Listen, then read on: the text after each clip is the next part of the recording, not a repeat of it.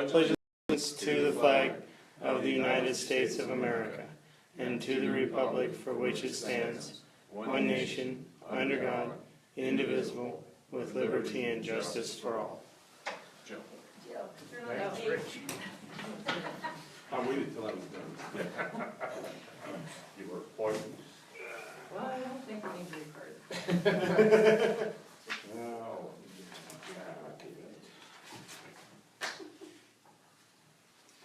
Everybody read the minutes of the October 4th meeting. Yes. Any changes, corrections? I don't think so. Motion to approve. I'll make a motion to approve the minutes. I guess I'll second. Moved by Jill, seconded by Stewart.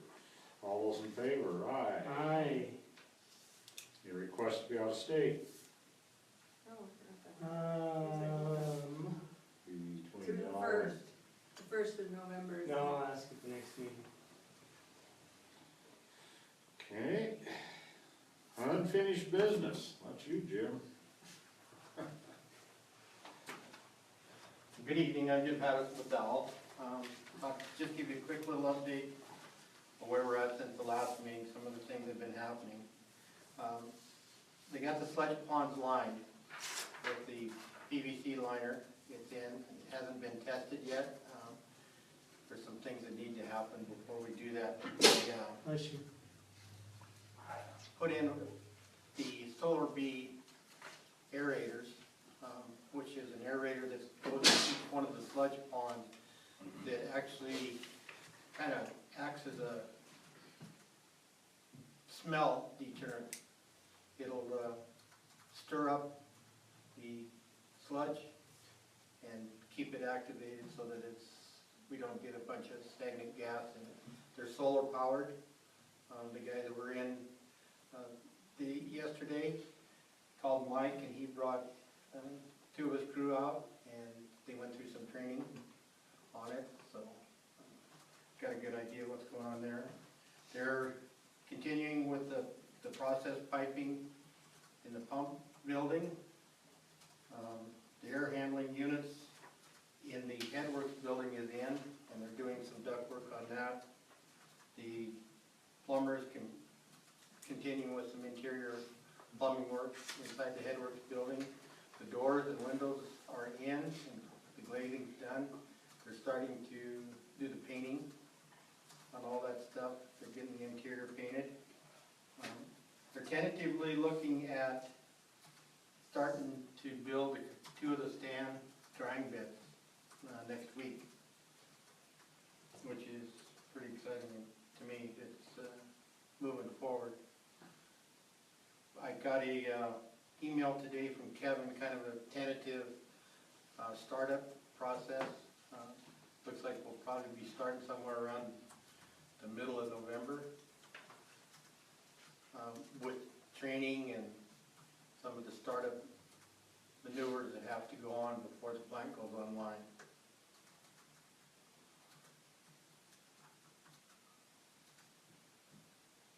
I did bring you some pictures again. Jim, how does that startup date, where does the pump situation factor into that? Yep. That is, you should have got an email today, which basically says that we haven't heard anything back from them yet. Well, I was gonna touch on it, I just go right now.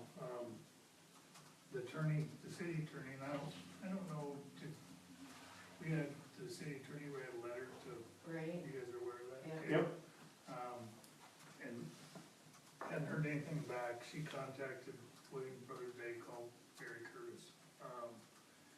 And basically he sent some emails back to her between the lawyer for William Brothers, John Williams. John Williams is the owner. Yeah, well, between John Williams and Joe, somebody at Weir Pumps. Right, they've been So talking. they're talking. There wasn't a whole lot of substance in the emails. It sounds to me like, it's along the lines of what you guys were saying, that they want to look at pumps. Your They're, attorney, they're trying to maybe speed it through the process and You- word for it, like it. the city's attorney wrote Williams Brothers a letter saying they have 5 days to respond to the letter of what they were gonna do, corrective action. That was about a week ago. That 5 days was up. We still haven't heard anything. What I hear in the office is that Williams Brothers has been in contact with Weir.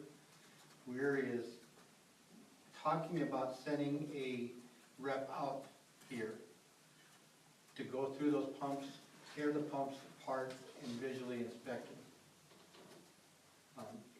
If that doesn't happen, they're gonna load those pumps up and take them to Salt Lake City, get them fixed and bring them back.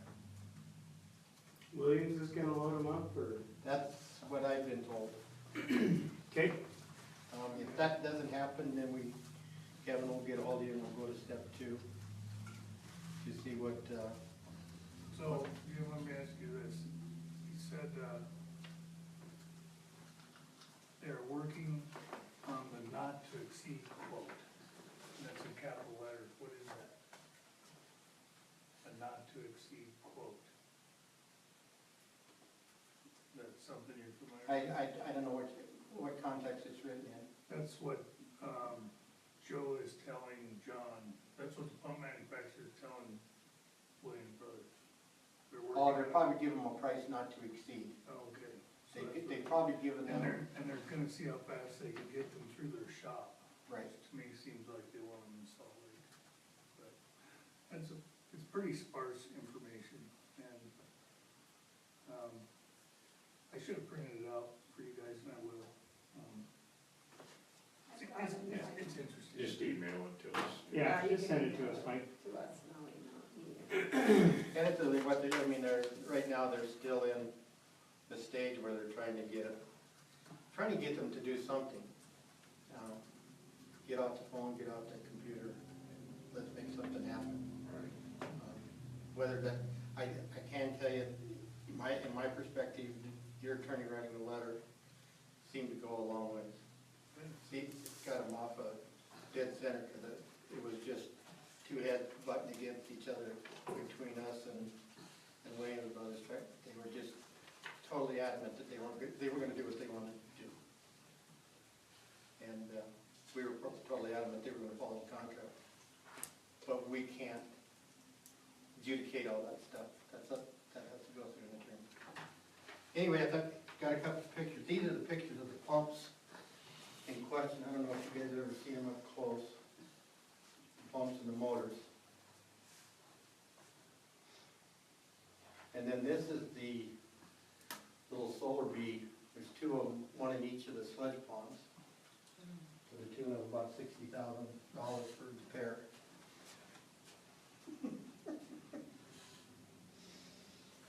Everything's so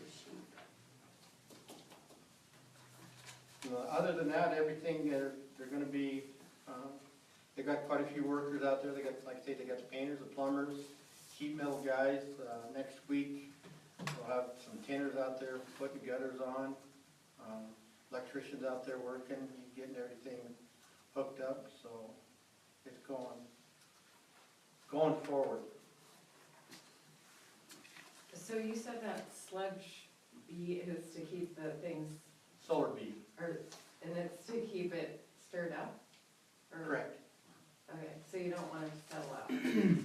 It settles out, it traps gases, which causes smell, That's- right? Okay, Correct. gotcha. Yeah. It'll also kinda, we're gonna run into some freezing out there. I mean, that's inevitable. Right, But what this will do is keep some of that, keep an area open. I don't remember what the old ponds were like, but when they went stagnant, when they found out it was real right. Mm-hmm. This will eliminate that odor. Hmm. And it'll also allow you to pump into your sand drying bed if you get to a point where you've got enough warm days to get it pumped over there to let it start draining a little bit so that you can recharge your sludge pump.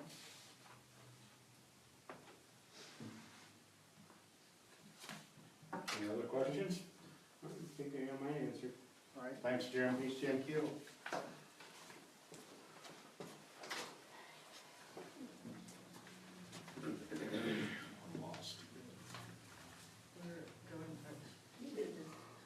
business. Basically, what, it's in your packet, the modification of changing. It belonged to the city, I print them out for the city. Here, I'll take them. I was gonna head that way. Thanks, Jim. From the sand beds to actually just concrete beds, what it comes down to after the design change in concrete. Modification is gonna be $6,989 above where we were. In other words, change order is, it's gonna cost us $6,900, but I thought it was, I thought, okay, I'm not reading this letter right. I thought there was a $1,900 difference. That is in the actual construction, this is in the design, there's a difference. Everything has to be, because when we do RD, everything has to be separated out so it's, for funding agencies, so. so the change order is for $6,989, right? But the other one was for less, so really, the Right. thing is less, but it is for 60. Yep. Any questions on that? So it's a net deduct of the 1,900, so. Right, so it's 69 less than 1,900, but you have to do them in two different ones. Right. See what I mean? You did that. You've got to break it all out for the Right. funding It's for- agencies. They have to Right, see exactly where the right. federal So, but I money was goes. just wondering what the bottom line was. We're So paying take 6,900 69 more. minus 19. So it's 5,000, 5,000, yeah. But you have to do it this way, it's just like when we do the budget, you have to do all the revenues here and all the expenditures here, because that's just, yeah, the rules.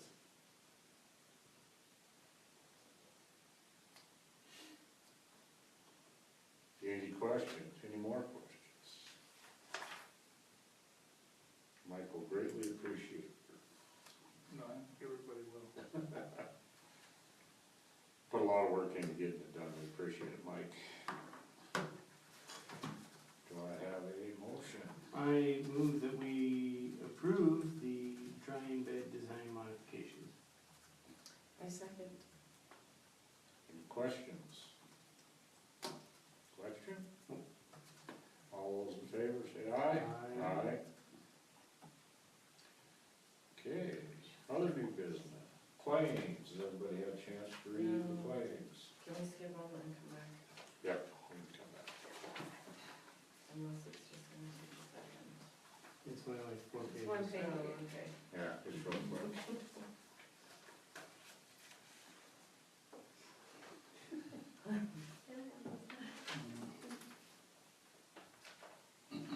Okay.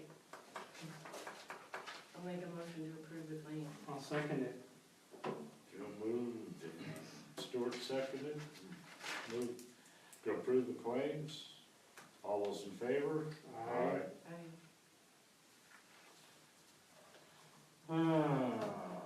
Reports, no law enforcement, no city judge. Mike, you're up. All right, everybody's got a deal in front of them. I'll kind of go through it, I just got a couple things to add to it. We started a leaf pickup, a couple days after the snow ended. And it started out slow because everything was wet, plugs up the machine, but it's, last couple days been doing pretty good. Looks like the weather's gonna be good for the next week, so I expect we'll clip right along. Seems to be working pretty well. I think probably at least half the people got the word on where to pile leaves, and I actually seen a lot of people going back and putting them back up now after they found out, which is cool. We had a lot of positive comments on having a schedule, and I'm gonna give credit where credit's due, and that was Dave Duffner's idea, so thank Dave, everybody seems to like it. As I said, I got that application in last time for the gravel pit with the DEQ.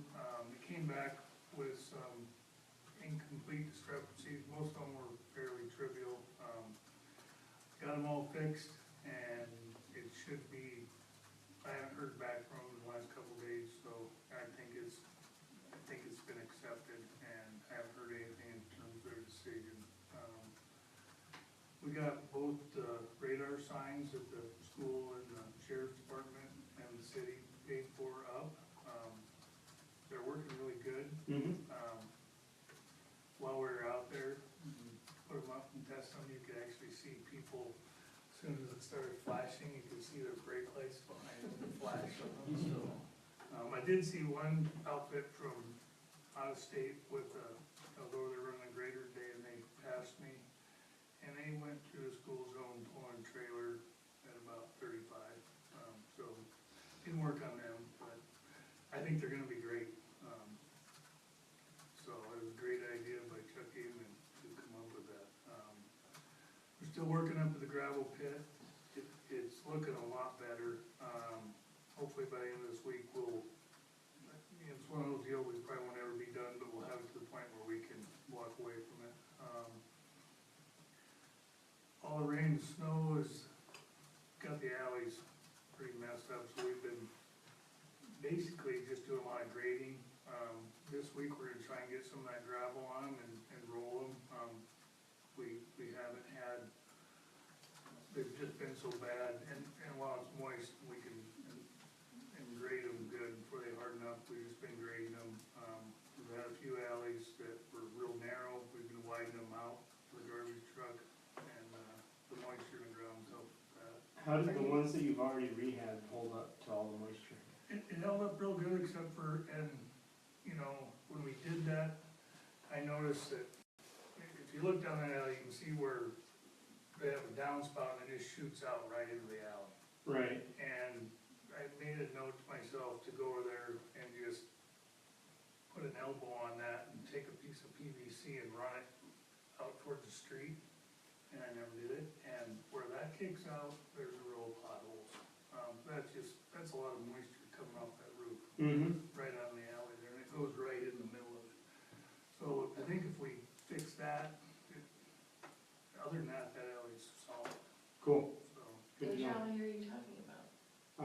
The one right, Behind the drugstore and Ellen's building. Yeah. that was the first one we put that gravel on, and we've done quite a few more of them, they're holding up good. I mean, it's not perfect, they're still gonna get, But the one behind Jar, like, that's a good one. that's doing pretty good. Yeah. We need to add a little bit more to that, where it comes on to whatever it is, Third Street. Widen that out, there's some divots over there, but it's working good, and like I said, it's not gonna be perfect, be better than it was. So you'll keep using that stuff then? What's that? You'll keep using that paper? Oh, yeah, we'll use it till it's gone. Yeah. And I think I talked a little bit about this for the meeting. We're in the process right now of kind of shifting an alley as far as we possibly can to the east, just to, in a compromise with a property owner who's basically stuck with the alley on their property. I think when when everything's done, I think everybody will be happy and it'll work out. Like Jim said, BJ, Levi, and I came out and did a short training on the solar powered aerators. They look like they're gonna be fairly maintenance, I mean, everything works perfectly. They'll be useful, they'll We help won't a have lot. we won't, they won't be an issue, they look like pretty good outfits. Where are we at?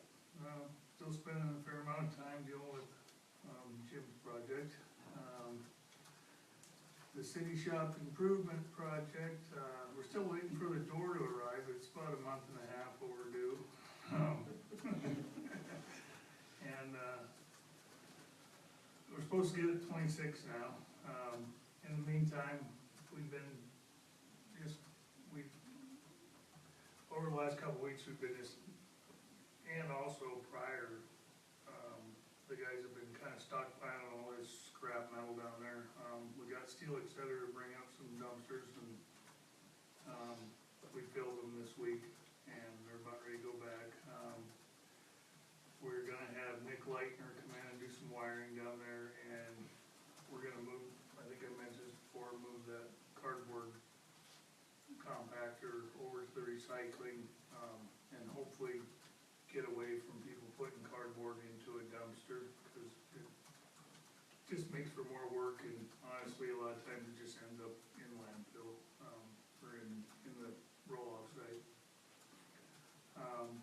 We're gonna try to see how the budget goes, we're gonna try to pour slab in front of the doors for a wash pad, so we can wash stuff there, not get in the pool. This is kinda cool. I've been, I don't know if I've discussed it, but I wanna set up a GIS system for the town. Thank you.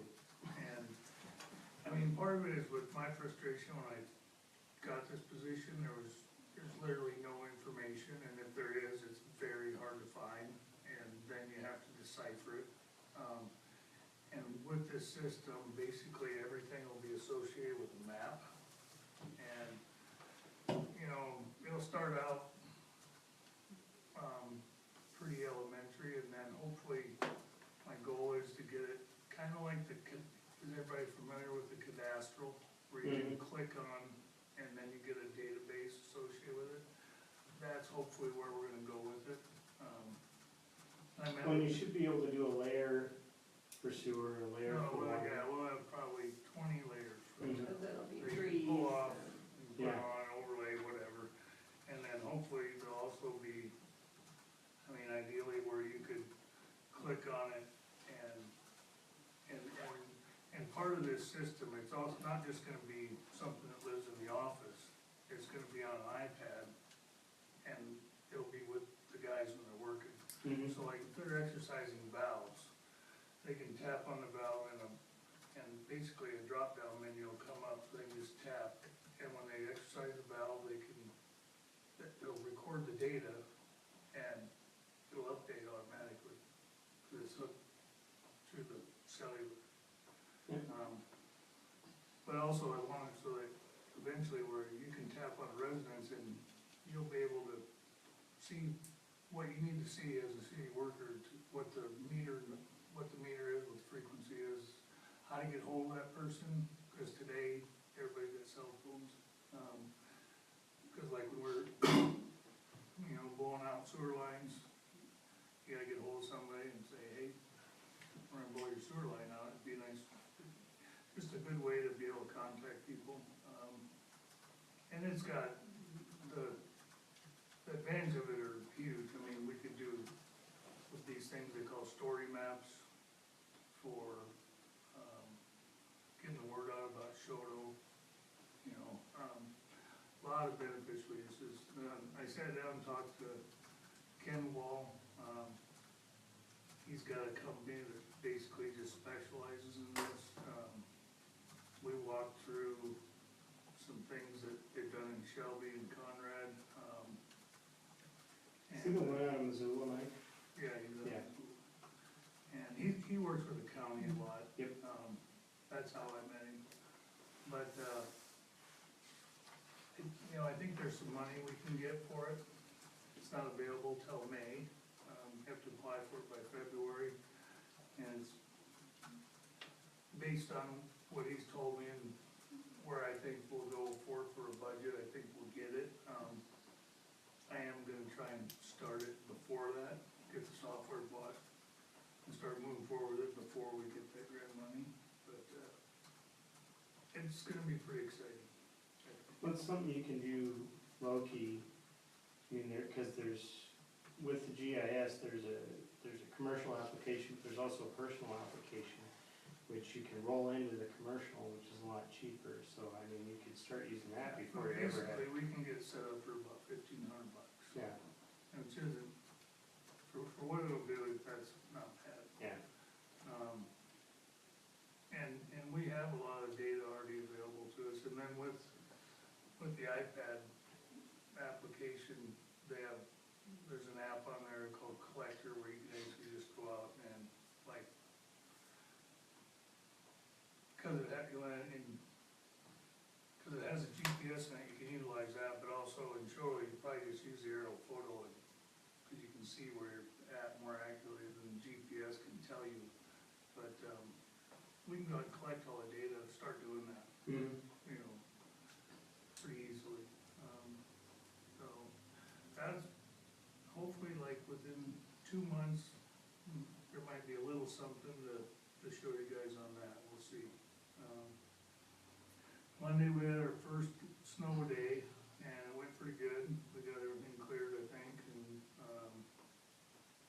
then it'll melt it off, so that's perfect. And then we had a little deal where, Dave Jensen bought Dave Hefty's corner, down there by the main park. And where it came out, the boulevard strip came out, and it was about a 2-foot just vertical drop to the street. And he asked if it was okay for him to go in there and taper that boulevard strip. And given it was city property, we just went and did it, just took the grade over and did it. The other things that aren't on there is, I got in touch with Steve, I'll just say D. Donacos. There you go. And, he set us up a Facebook page for the city. Good. I called him today to try and, I have a bunch of stuff I wanna put on there, but I have to figure out, he's gotta tell me how to do it first.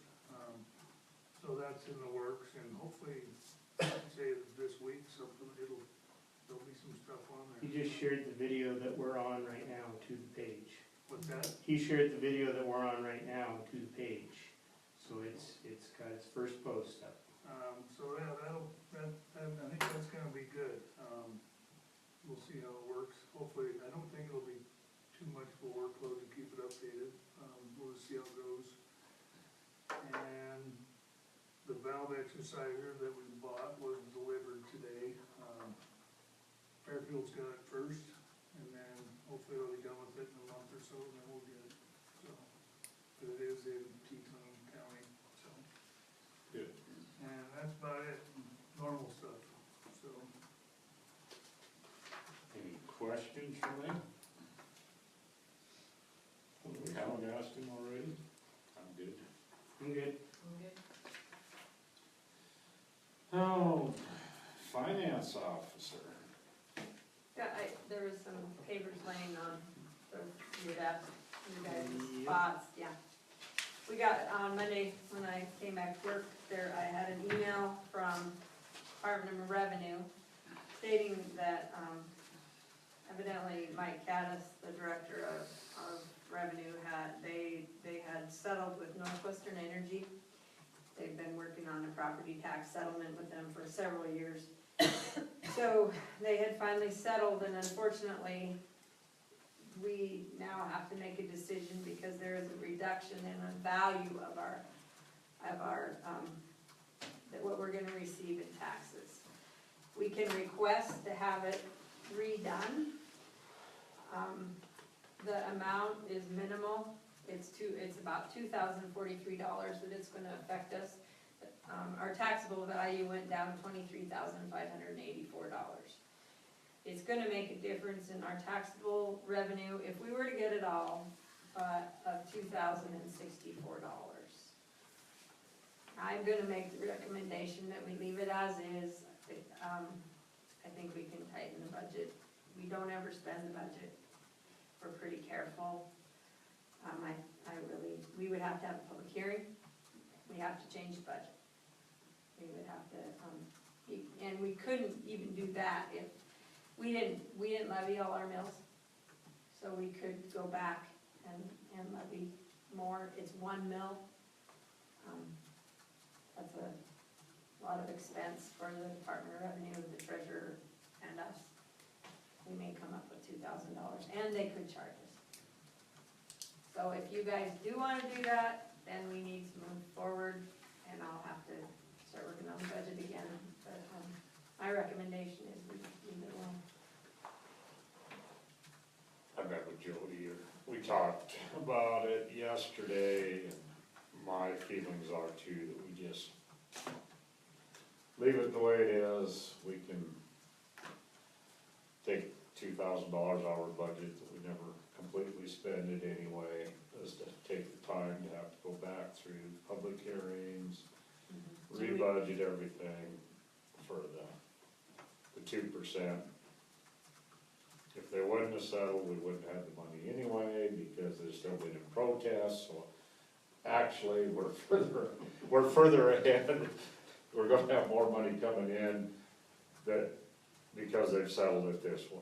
But we wouldn't get any of it because they processed 100% Right. instead of the small amount that it's being reduced. So in the long run, I mean, we're probably better off this way this year, because when they protest, when they protest a bill, they protest 100%. Yeah. And when that happens, the treasurer's office has to put that in the fund until it's settled, and then they distribute it to us, so we would not see that revenue. Anyway, so, So I don't know if anybody else has got any different feelings on it than that, but I think we just let it lay and work around it for this year. As to next year, who knows what will be. right, and you can't guarantee that for next year. They pretty much every year. Next year is a reappraisal year, so who knows? Yep. So. Well, it says in this memorandum that we should only request recertification of a significant fiscal impact. $2,000 is not significant. No, I mean, if you look at the list, and I have a pretty good description of it, if somebody wants to read it, it's 5 pages long from Harold Blatty, but, you know, there is communities that it's $60,000. That would be very significant. There's some schools that it is going to affect a lot, you know, and I don't know what our schools are, I couldn't tell from the list exactly, but, you know, there was some communities that were over $60,000, that would hurt. You know, we would be in trouble at $60,000, you know, that's half, so, but for us, it's, you know, we can, I did budget last year because it needed to be there. We got a discount on our insurance, our property insurance this year, but that isn't gonna mean you know, that was because they had enough money that they were discounting, so, but I budgeted for the full thing, so we have that $2,000, Okay. you know. Like I said, my recommendation is that we leave it be. Good with that? I don't think we really have to do anything on it. No, if you don't want to, If we don't wanna do anything, we don't have to do anything, so I think we just Just let it lay. let it be. I'm good with it, Everybody's good with that? thank Okay. you. Stuart, do you have anything? I have a couple of things. I talked to a couple of the board members recently about some ideas for the T-bid money. They were pretty receptive. They're kind of, they're still trying to get their feet under them and hit the ground running, but they are open to ideas. They would prefer the ideas presented orderly and not just willy-nilly. I also would encourage anybody who's got questions about the Port Authority, could they talk to you, Mel? I mean, because you've got most of the information. Talk to the commissioners, I mean, who should they talk to, They Mel? can 'Cause- view the video that Steve Toyakis made that's on the Facebook of Port Authority for Teton County. Okay, That gives a nice explanation of it. They can talk to any of the county commissioners. They can talk to Paul Wick or Lyle Hodgkiss or Steve Toyakis. If they just want plain basic factual information, they can call me at my office. I can refer them to the presentation that was published in the paper a couple weeks ago that I think was pretty comprehensive. Those are some sources. cool. There's been a lot of questioning of it, especially over the last couple of weeks. And I unfortunately am not knowledgeable enough about it, but I tried to point them in the right direction, so I thought, you know, get it out there, that there are lots of places to get the truth, the real information. So, Mike already touched on the Facebook page. Steve wrangled me into helping administer it, because we administer several pages together, so we'll help you out with that. I think that's what I got. That'll be handy, I think that Facebook page should be handy. Yeah, it is, we're gonna try the non-commenting thing, where it is an informational page, and the public commenting right now is not allowed. That's what's really highly recommended from Paul, Mhm. from Dan Clark, because then you don't have to, we don't have time. Well, I'm looking at other cities that do it, they don't allow commenting, because otherwise you're spending way too much time dealing with fear mongers and dealing with dissidents. Whereas if they call or come talk to somebody who has the information, who can, set them straight, rather than just airing it on the internet. What would have been really nice last year when we had that 12-hour power outage, to have Mhm. some way of getting to people. Mel didn't have power, you came in here trying to, but if we could have had some way of saying, because Jack was able, because we have a generator, to get in touch with Northwestern Energy, but we didn't have the capability to tell anybody what was going on. Well, Mind you, we weren't getting the right information anyway, and part of what this came out of, Steve and I had been talking about this, Mike, because the online yard sale page got used for that during that power outage, because people were asking questions and like that, and I thankfully had a way to charge my phone, so I was able to go get, Northwestern Energy information like that and put it up there. But if there was one that was just for information, that would be where people could go rather than having to go dig for it. So, No, I think we'll use it, I think from the public works standpoint, I don't know, we'll see how it goes. Right now, I can see us using it a lot. I mean, if it's something I can do right here. Yep. It's